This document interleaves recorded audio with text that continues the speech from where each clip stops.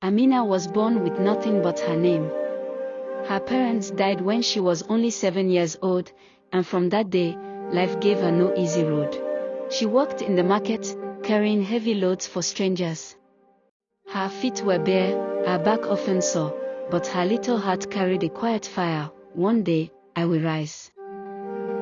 Some days she ate, some days she only drank water and whispered prayers to God. Ya Allah, remember me. Do not forget me. Years passed. At 14, her hands had already grown rough, her back bent from years of work. Yet her dreams never bent.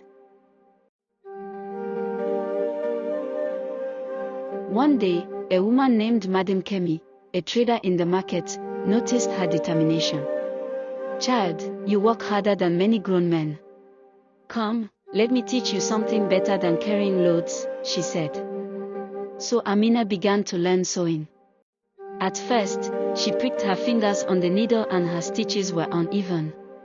But she refused to give up. Needle by needle, stitch by stitch, she turned scraps into dresses. Sometimes she stayed long after others had gone home, whispering prayers as she walked. The sound of the sewing machine became her new song, a rhythm of hope and hard work. Each dress she finished carried a piece of her story, stitched with quiet determination.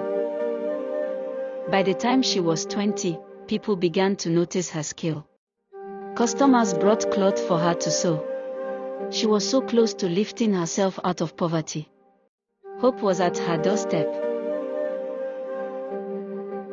But then impatience whispered. She began to feel the weight of waiting. Her earnings were small, her dreams still far. Each coin she counted seemed to mock her hopes, and she thought, maybe I need to move faster. She wanted success quickly, forgetting that even blessings grow slowly, like seeds under the soil. She saw her friends, young women her age, living fast. They wore bright clothes, laughed loud, and carried money as if it grew on trees. They told her, why wait for years? Borrow money, expand fast, do business like us. Don't waste time on small steps. And Amina thought, why wait for God's timing when I can push doors open myself? She borrowed money. With the new cash, her shop began to glow, new fabrics on the walls, shiny sewing machines, and more customers walking in. Amina smiled each day as the shop filled with noise and laughter. Business was booming, and everyone praised her rise. She thought to herself, maybe this is the blessing I've been waiting for. Her friends clapped for her success, and even Madam Kemi smiled, not knowing the truth beneath the glitter. Amina believed she had found the faster way, but behind her smile, trouble was slowly growing like a hidden storm. Success turned Amina's head. She began to spend her evenings with new friends, women who laughed loudly, dressed richly, and lived for the moment. One night, the music was loud, the drinks were flowing, and Amina forgot she had promised her customers their clothes by morning. She told herself, just one night won't hurt. But one night became many. Her laughter grew louder, her discipline weaker. She no longer opened her shop early or checked her books carefully. She only wanted to feel happy, to prove she had arrived. What she didn't know was that while she was dancing, her debts were growing, quietly, like a shadow behind her joy. One evening, Amina was rushing inside her shop, trying to finish a customer's dress that she had promised days ago. Her hands trembled as she pushed the needle through the cloth, sweat running down her face. She had lied again, saying the outfit was ready when it was far from done. Suddenly, the customer stormed in, an angry woman dressed in bright ochre, her voice sharp and loud. "Amina, you took my money and lied. You think you can cheat me?" The shop grew silent. People gathered outside. Before Amina could speak, the woman called the police. In minutes, Amina was taken away, her neighbors whispering behind her back.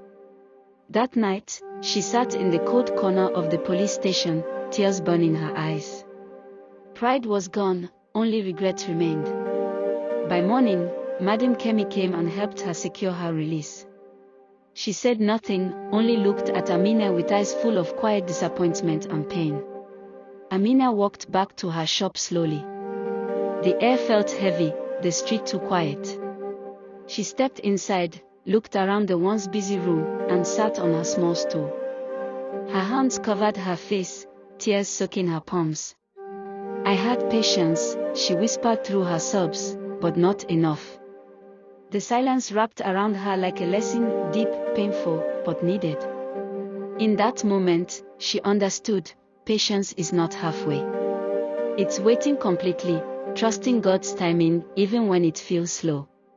The next morning, with swollen eyes and a humbled heart, she went back to Madam Kemi. She bowed her head and said, "Teach me again. This time, I will wait." Madam Kemi smiled and opened her arms. "Child, failure is not your end. It is a lesson. Begin again, slowly, carefully, with faith." And so Amina started over. Stitch by stitch. Tear by tear. Prayer by prayer. Her journey was no longer about quick success but about steady faith. And though the road was still long, she finally walked it, not with impatience, but with peace. Patience is not just waiting, it is trusting God fully, even when the road is slow and painful.